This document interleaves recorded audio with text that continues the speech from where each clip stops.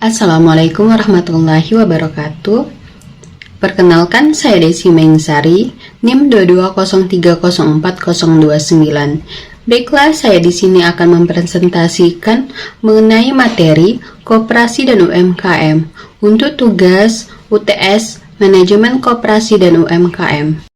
Baiklah, di sini saya akan menjelaskan mengenai materi memahami pengertian koperasi dan UMKM, mengetahui jenis-jenis koperasi dan UMKM, menjelaskan peran, manfaat, serta tantangannya.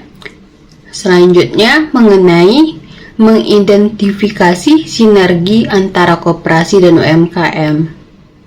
Baiklah, di sini saya akan menjelaskan mengenai pengertian koperasi.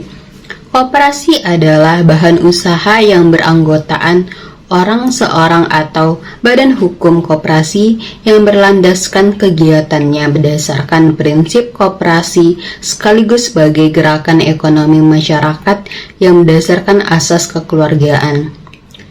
Dalam landasan hukum, Undang-Undang Nomor 25 Tahun 1992 tentang Perkoperasian. Selanjutnya, mengenai prinsip-prinsip koperasi. Yang pertama, keanggotaan bersifat sukarela dan terbuka. Selanjutnya, pengelolaan secara demokratis, pembagian HSHU atau sisa hasil usaha secara adil. Selanjutnya, kemandirian, pendidikan perkoperasian, kerjasama antar koperasi, kepedulian terhadap komunikasi. Jenis-jenis koperasi. Yang pertama, koperasi konsumen, yaitu melayani kebutuhan barang konsumsi anggota. Yang kedua, koperasi produsen, dapat menyediakan sarana produksi dan menjual hasil usahanya. Yang ketiga, koperasi simpan pinjam, yaitu menyediakan layanan keuangan sederhana bagi anggota. Yang keempat, koperasi pemasaran, yaitu membantu menjual produk-produk anggota. Yang kelima, koperasi serba usaha, yaitu gabungan dari beberapa fungsi koperasi. Peran dan manfaat koperasi. 1. Meningkatkan kesejahteraan anggota. Yang kedua, menumbuhkan semangat gotong royong. Yang ketiga, memberdayakan ekonomi masyarakat. Yang keempat, menyediakan modal bagi anggota usaha kecil. Yang kelima, alternatif dari sistem ekonomi kapitalis. Contoh koperasi. 1. Koperasi unit desa atau KUD. Di perdesaan menyediakan pupuk dan pembiayaan untuk petani. Yang kedua ada koperasi pegawai negeri atau KPN, menyediakan pinjaman lunak untuk ASN. Pengertian UMKM, usaha mikro kecil dan menengah. UMKM adalah usaha produktif milik perorangan atau badan usaha yang memenuhi kriteria usaha mikro, kecil atau menengah sesuai dengan jumlah aset dan omsetnya. Berdasarkan landasan hukum UUD nomor 20 tahun 2008 tentang UMKM. Ciri-ciri UMKM. 1. Milik perorangan atau keluarga. 2. Modal terbatas. 3. Skala kecil. 4. Karyawan kurang lebih dari 100 orang. Peran UMKM. 1. Menyerap tenaga kerja. 2. Pemerataan ekonomi. 3. Pergerakan ekonomi daerah. 4. Fleksibel dan inovatif. Tantangan UMKM. 1. Akses modal terbatas. 2. Manajemen belum optimal. 3. Persaingan pasar digital. 4. Kesulitan inovasi dan branding. Contoh UMKM. 1. Warung makan. 2. Produk kerajinan. 3. Bisnis kuliner rumah tangga. 4. Oleh-oleh daerah dan lain sebagainya. Dukungan pemerintah. 1. Kredit usaha rakyat atau KUR.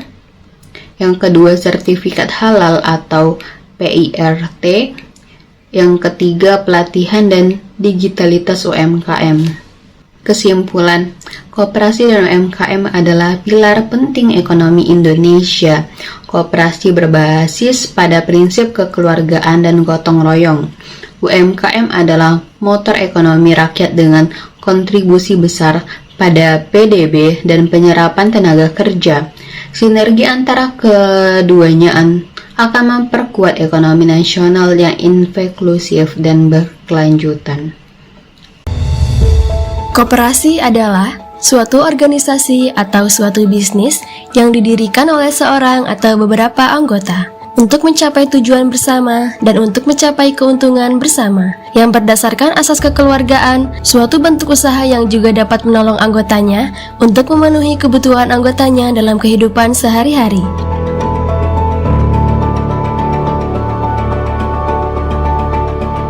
Dengan adanya koperasi bisa membuat anggota yang satu dan yang lain bekerja sama untuk mencapai tujuan bersama. Sejarah koperasi pada awalnya dimulai pada abad ke-20. Pada umumnya, sejarah koperasi dimulai dari hasil usaha kecil yang tidak spontan dan dilakukan oleh rakyat kecil.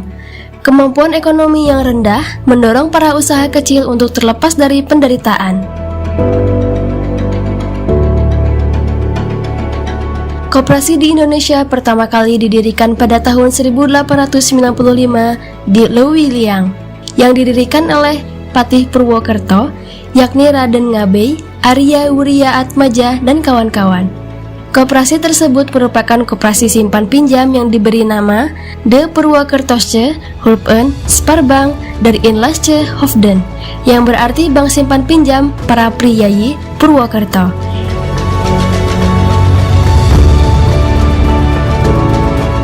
Yang ditujukan untuk membantu teman mereka sesama pegawai negeri pribumi agar terbebas dari hutang.